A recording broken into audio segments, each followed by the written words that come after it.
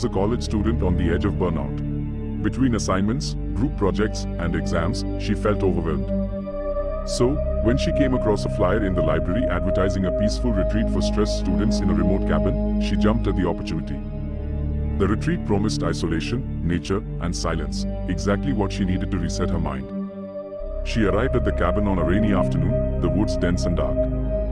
The cabin itself was old but cozy, with creaky wooden floors, a stone fireplace, and a single bed covered in soft, woolen blankets. There was no phone signal, no Wi-Fi, and the only other building was a small shed behind the cabin.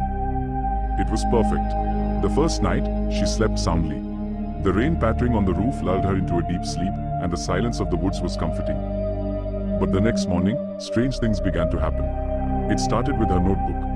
She had brought it with her to journal, but when she woke up and went to write, she noticed unfamiliar handwriting on the pages, short phrases like, "Don't leave me," and "Remember." Confused, she flipped through more pages, but the same haunting message appeared, "You forgot me." She shivered but brushed it off as exhaustion playing tricks on her mind. The second night, the noises began. She was woken by faint tapping sounds, soft but insistent.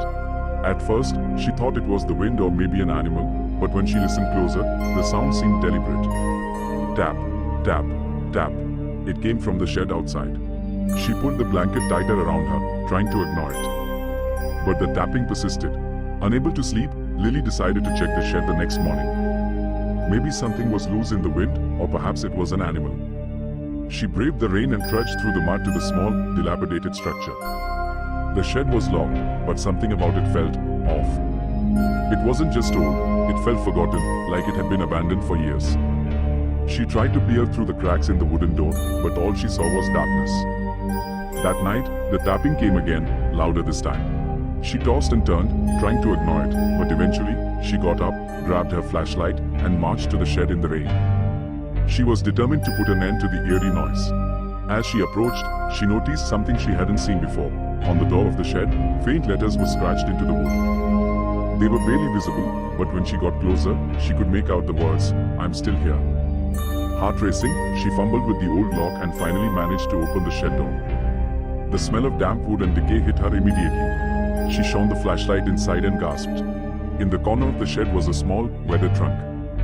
The tapping had stopped the moment she opened the door. She felt an overwhelming dread but was compelled to open the trunk. When she did, she recoiled.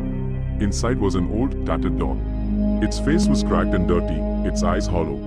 But what made Lily's skin crawl were the words written on its chest in faded ink, "You forgot me."